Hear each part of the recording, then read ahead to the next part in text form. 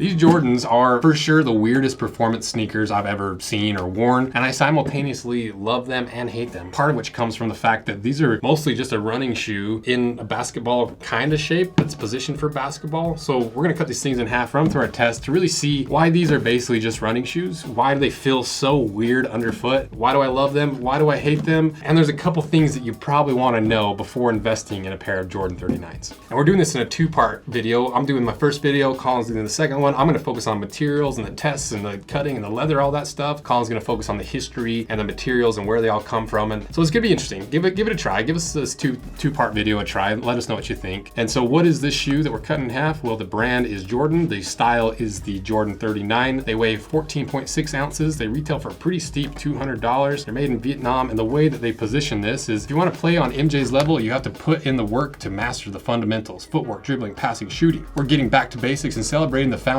of the essential skills behind all of NJ's iconic moments with a crisp colorway that puts simplicity front and center, packed with our court-ready tech. This AJ39 is here to help you focus on laying the groundwork for your own game. If you want a pair of these, check them out via the links in my description. So what we're gonna look at first is obviously the leather. It's my expertise, a professional leather worker. We've been doing Anvil for 10 years now. And so it's something I just can't help but geek out about, especially when brands use pretty terrible leather. And even in this Jordan, you know, it's not terrible leather, but it's really nothing special. It's just a typical like Nike style leather. It's really heavily tumbled, so it's pretty soft and malleable, but you also get this effect of all that top coat of that plastic on top separating from the leather underneath, which gives you that weird bubbling and wrinkly old lady skin look to it. It's pretty thin too, like 1.3 to 1.5 millimeters thick, so pretty common for regular sneakers. I was just hoping for a little bit better leather in a really high-end performance sneaker with all the things that they're claiming. A little disappointing. And there's also some fake leather on here that always drives me nuts, because I'm like, just use real leather. It's right here around the collar. We did the burn test on both of them, and you can see that pretty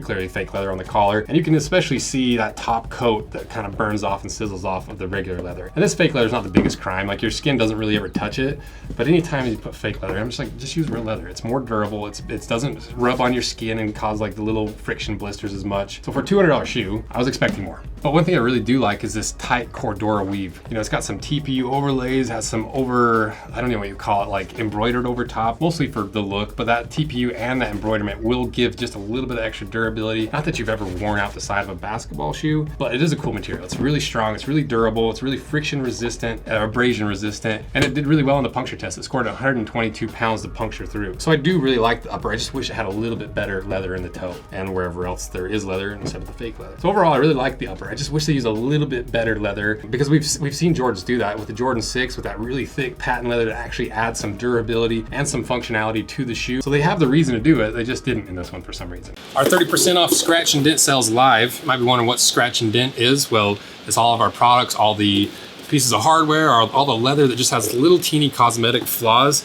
And honestly, half of them aren't even flaws, because if you look at this piece, this is the tornado chaser from the big budget movie of 2024 for the summer that featured this harness. If you don't know what I'm talking about, go watch the video where they stole my design. But if you want this harness, you can get one that's still completely fine structurally. It's still covered by a lifetime warranty. Everything's still structurally sound. The only thing that's different is you get a little more character in all these pieces.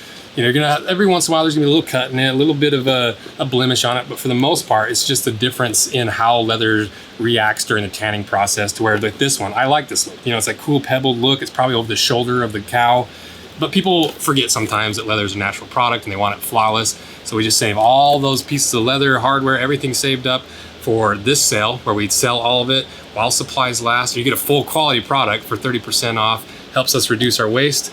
And you can get that tornado harness that they stole from us. So check them out below. But one thing I really actually do like about this shoe is the lining, because it's almost like a little neoprene sock on the inside. It's tied down to the sidewalls. It has a little bit of stretch while still holding your foot really tight. And that's important for performance basketball shoe. You don't want your foot sliding all over the place. You don't want it sliding over the edge and causing your ankle to collapse and roll. And one really cool thing that you might not have ever noticed is, deep inside, right there at your ball of your foot where the knuckle is, they have a relief cut there that has a thinner material in it so that it's a little more breathable, so you don't have that high pressure point on the side there, and so you can keep that sock tight where it needs to be and a little bit more flexible over the ball of the foot. And the collar is super padded. It really does lock your foot in pretty well for a low top sneaker, which is super important because the big thing of all this is the midsole.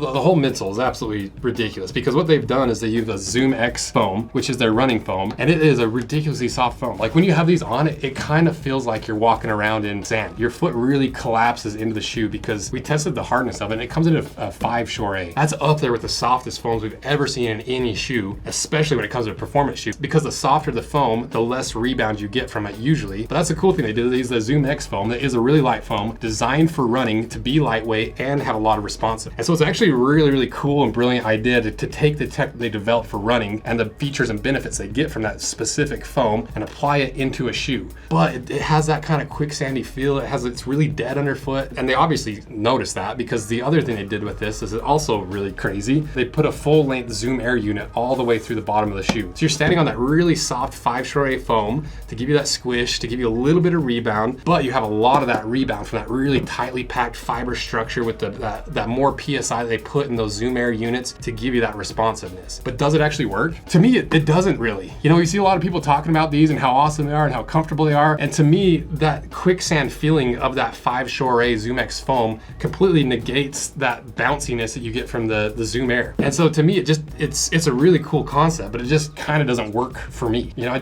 I can't imagine playing basketball in these and having the ability to pivot really hard without that overly squishing and losing some of your responsiveness, that rebound that you naturally have from pivoting. And I can't imagine that it's the most ankle roll proof shoe ever because it's so soft that it almost is uncomfortable how soft it is. And so when you're pivoting, when we were doing tests and trying to fill it out on the concrete floor in the back of the shop, it does not feel like an athletic shoe. It feels kind of like a running shoe that you wear casually. And I think they realized that problem, and I guess it's part of the whole design because they've done a really smart thing to try to prevent too much over squishing or instability from that really soft foam in an athletic shoe by creating this capsule that goes around the entire midsole, creeps all the way up the sidewalls, and really structures that midsole. And it works. You know, when you're trying to pivot sideways, you do feel that structure, you feel that strength of that sidewall preventing you from rolling over, preventing that edge of the foam from compressing so much that your ankle wants to pop over. But the problem is it only works on the sides. To me, the real issue is the responsiveness underfoot. It still feels dead underneath your foot when you're running, when you're landing on things, when you're pivoting, when you're jumping. It just feels really dead. And maybe it's just a feel. It could be easily just like, oh, I just don't like the feel of it. I'm used to more traditionally like firm basketball shoes. But there's one thing you can't fault about it: it is ridiculously comfortable. And so maybe this is like a kind of a old head basketball shoe. The knees are a little bit achy, the back's a little bit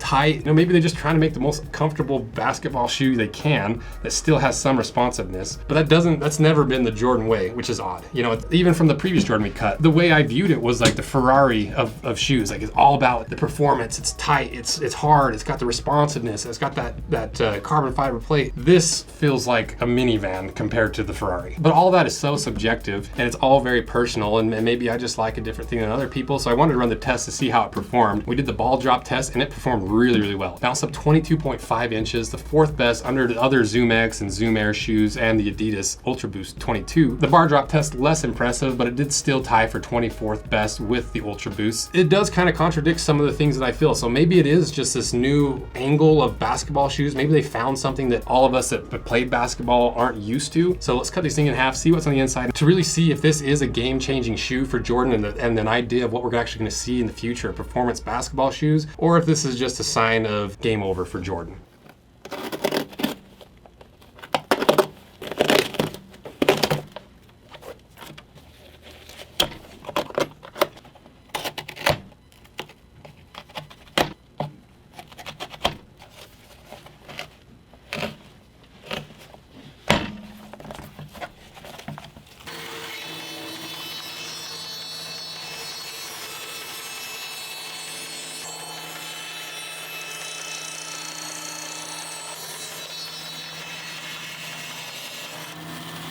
All right, we got it cut in half. So let's see what's inside and see if we can figure out what this shoe's about. If it's a flop, if it's awesome. Let's see what's inside.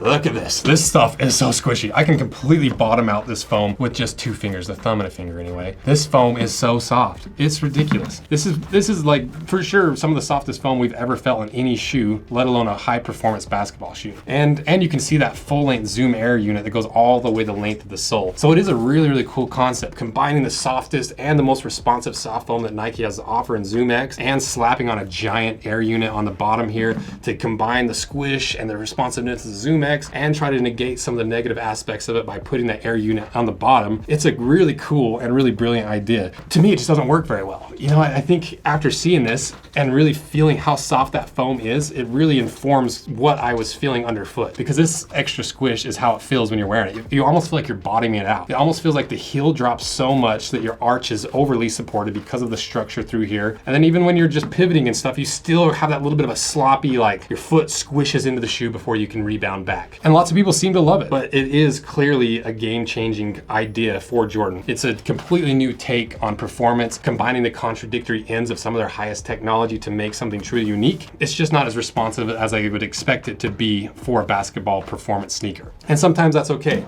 You know, if you're just looking for a really comfy, squishy basketball shoe that is a really cool concept, that has that sock that hugs your foot, that is really squishy and has still a lot of that performance and that rebound that you would expect from Nike's top technology, it's that. But it's far from the perfect performance basketball shoe, at least for me. So let me know what you think, what your experience has been in this. Is this a miss by Jordan? Is this game over Jordan, or is this a game changer? Is this what we're going to expect to see in all performance basketball shoes moving forward? And the next video is going to be Colin's design breakdown and the history breakdown of the shoe, so you can have a full, well-rounded view of this entire shoe. So be sure to watch that. And let me know what you think of this 2-part video idea and what you would like us to cover more. So thank you guys. See ya.